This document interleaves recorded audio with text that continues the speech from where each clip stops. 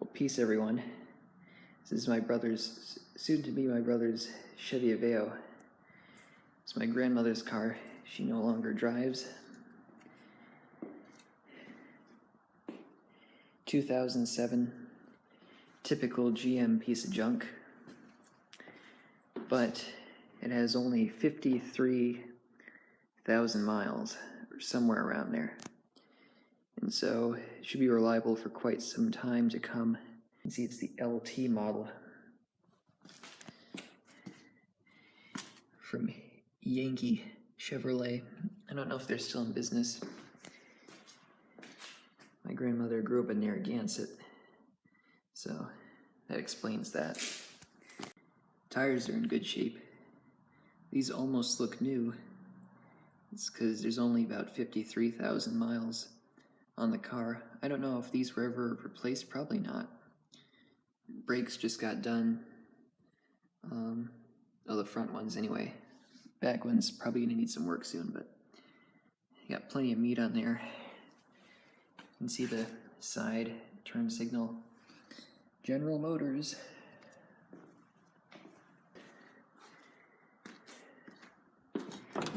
Back seat.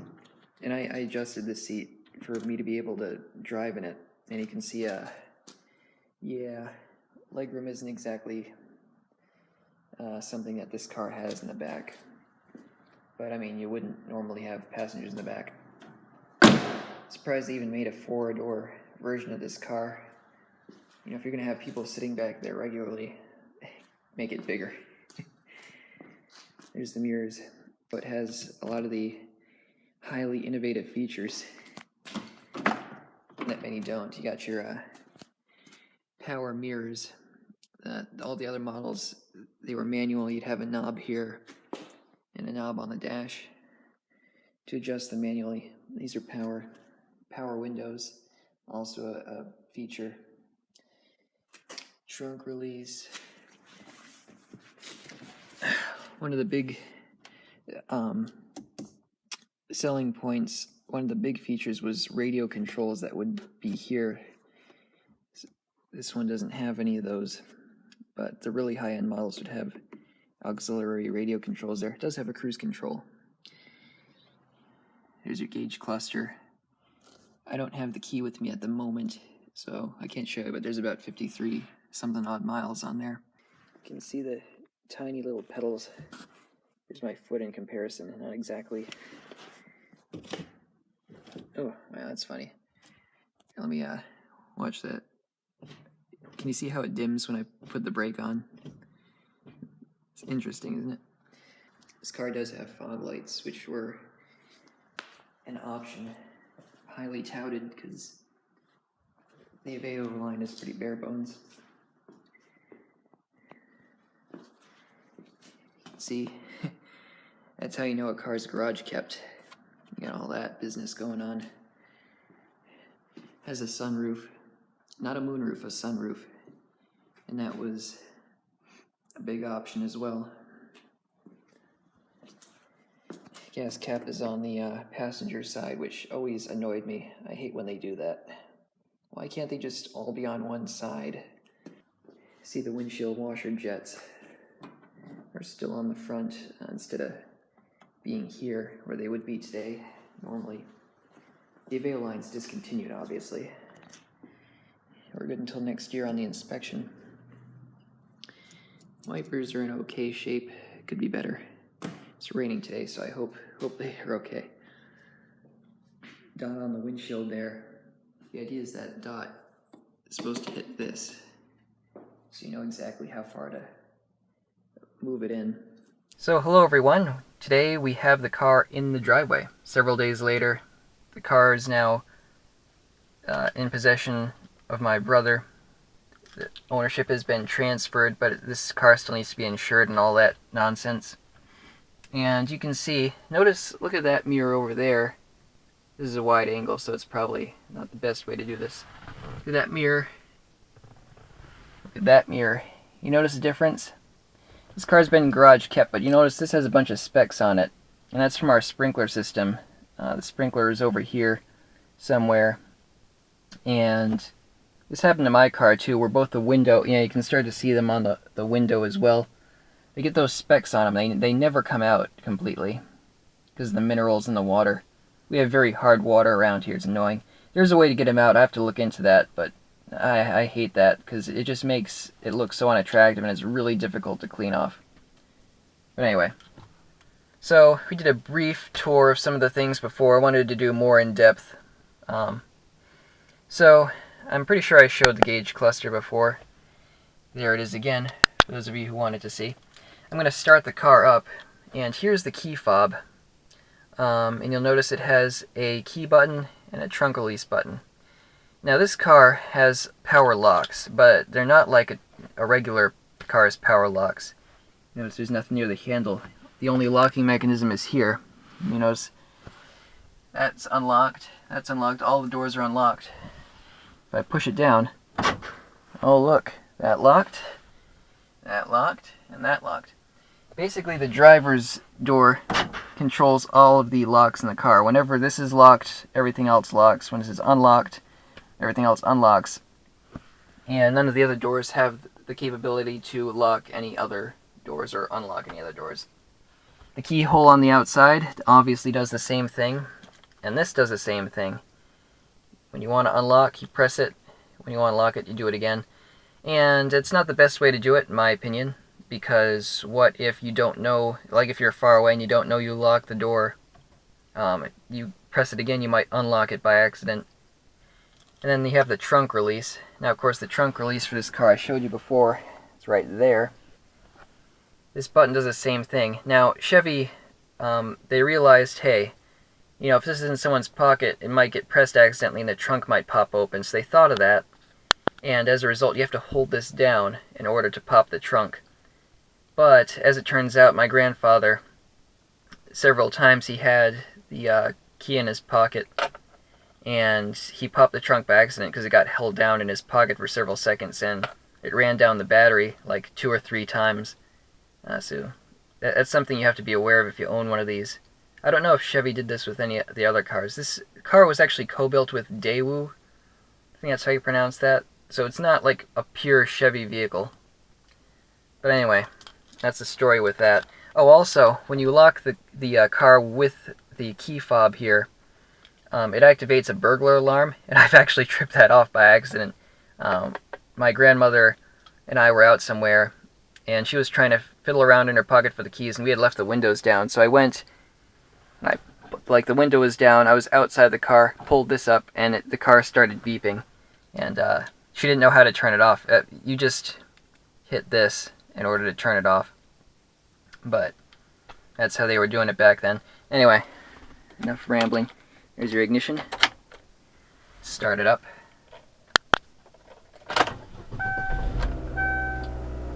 It was a little on the rough side. The battery had been run down somewhat. So you notice that stupid airbag warning light's on. That came on in my Honda too after they replaced the airbags, because mine had the Takata recall. I don't know whether or not this one had recalled airbags. Probably. And you notice it just went down from high idle. Full tank of gas. Got the brake on, all that stuff. Clock's right. So anyway, one thing I want to show you is that the tachometer on these things are very delayed. Watch this. See how delayed that is?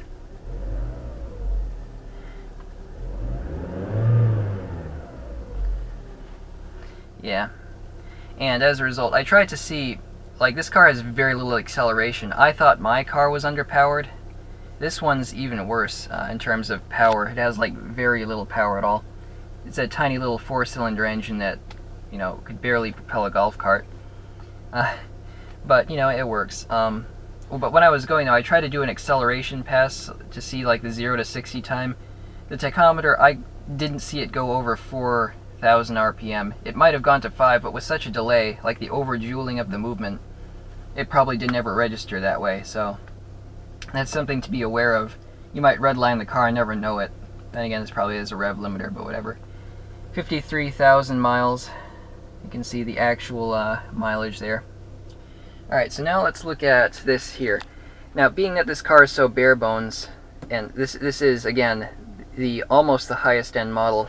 This was probably the biggest feature that they touted. This apparently can hold multiple CDs, which I would personally never use that feature. I don't use the CD player as much as it is. And also the aux jack. They made a huge deal about the auxiliary input. If we turn it on there, you have it set to 106.5. You know, it's pretty standard. You change the stations. Half of them are the same. You got AM, FM. The antenna, I think, is on the roof.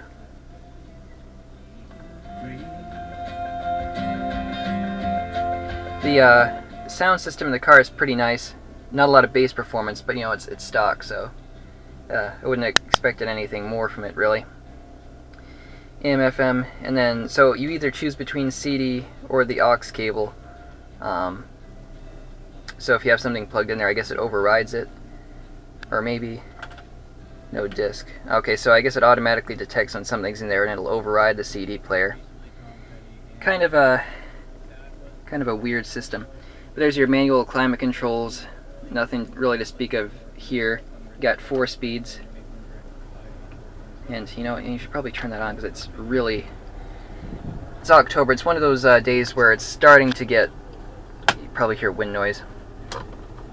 It's starting to become seasonable, but we get like these weird intermittent days where it's hot. Today it's like 80, and in here it's like 10 degrees warmer. So I'm kind of dying. Nice. The air conditioning in this car does work still. Even though it's 10 years old. That'll probably die soon. Here's our hazard lights. Delete here. Not sure what would have gone there. And down here you'll notice we have our ashtray and cigarette lighter that's never been used. And it's funny because this car is 2007. I think they were still making them with the ashtray and the lighter up until 2012 when they stopped making this car. So I guess that's a Daewoo thing. I don't know. Chevy's always put a lot of features that other manufacturers would consider obsolete in their cars. So I really don't know what to say there. And then there's the cup holders. Probably the worst. This is like a 1998 cup holder right here. And then in the back you have one cup holder for all 3 passengers. We do have another 12-volt socket here, so you don't have to rely on the cigarette lighter to plug stuff in. Here's your transmission. I forget what the hold does. I think it prevents you from shifting into 4th, so it'll keep it in 3rd. It's kind of like the D3 feature on Honda. That's how I understand it anyway. Here's your shift lock release, and there's your brake. Now this car has drum brakes in the rear, and so this brake actually does something. You could actually use this as an emergency brake, as opposed to most cars today. It's nothing more than a parking brake, so that is an advantage. If you're a drifter, in one sense of the word anyway, you'd be happy with this. What's this here? There's like a yellow... What is this? Hope Valley Ambulance Service. I don't know what the story is behind that. Now the things you'll find. Here's your glove compartment. No light in it. It's pretty decent sized for being a small car, I guess. I don't know. You can kind of see all the stuff behind it there. I see. You can't lock it either. Not that anyone does that anymore anyway. I'm going to turn that off. Oh yeah, see when you press the power button it just mutes it. You have to hold it in order to turn the radio off completely. We do have power windows on this model. That was an up feature. I forget if I mentioned that. And there's your lock if you have kids, I guess. Oh, you hear that? That doesn't sound good.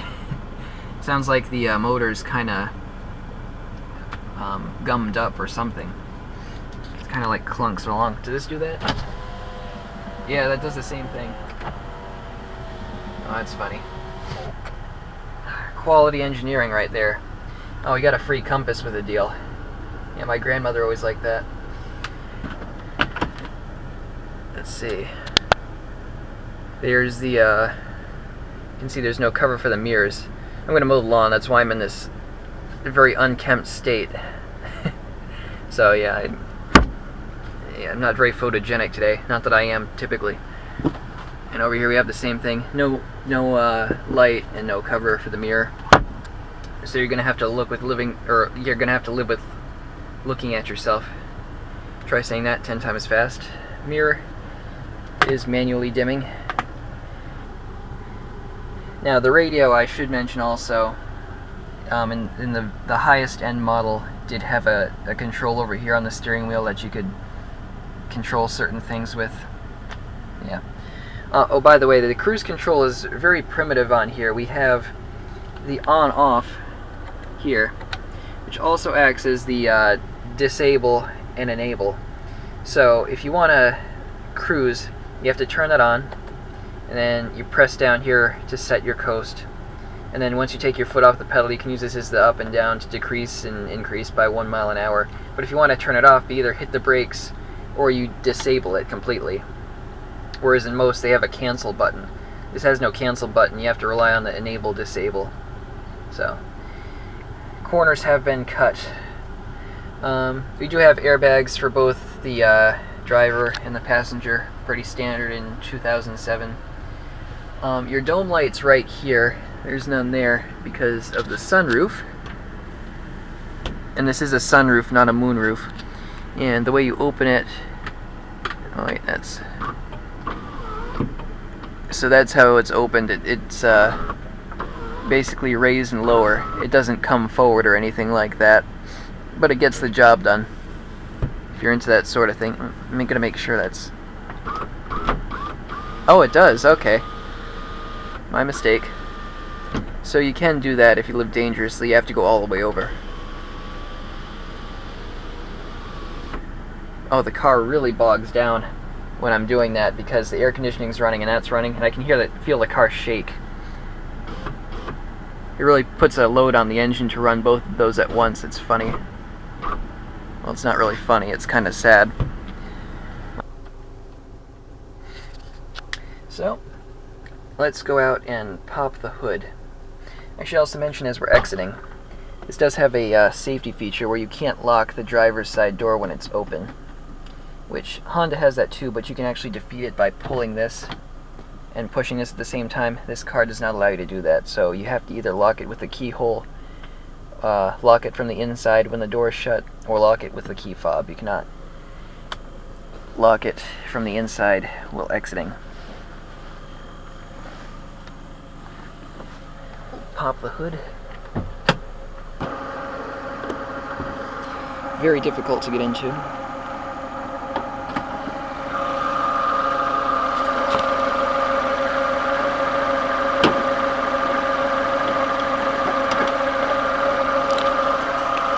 There's your innards. See, there's your serpentine belt. And all that.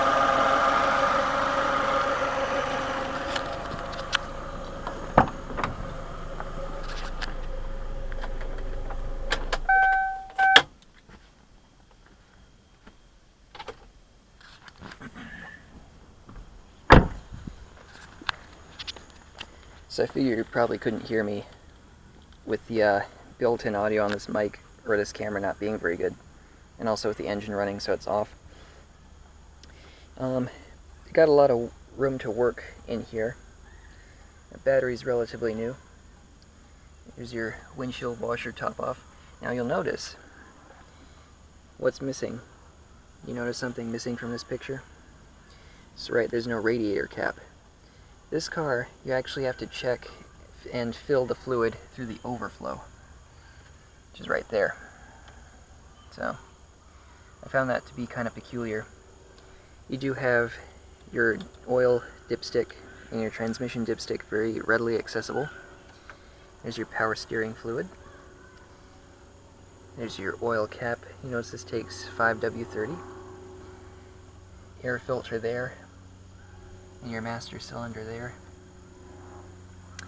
And we have a single radiator fan here, which is all you really need. No sort of lighting, for those of you who are curious. And our shocks use a single bolt.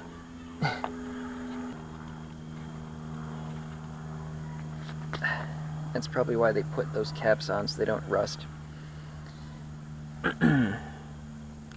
Not much more to see in here. It's very, very simplistic. And it's already had the timing replaced, or the serpentine belt replaced, because it was cracked. You know, the car's 10 years old, it hasn't been driven much, so that happens. That's why it was replaced so early.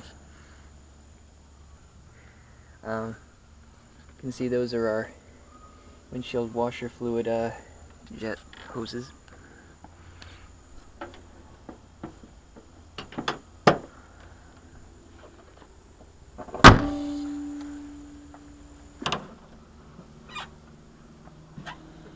You can see this is probably the first model year that came with the emergency release. Don't ask about that. There's your spare. It was about half full, so that got filled up. There's the tiniest jack I've ever seen, your lug wrench, and your thingamajig. Also a cargo net. I believe that was included. And those seats do fold down. There's your radio speakers and the light that ran down the battery more than once.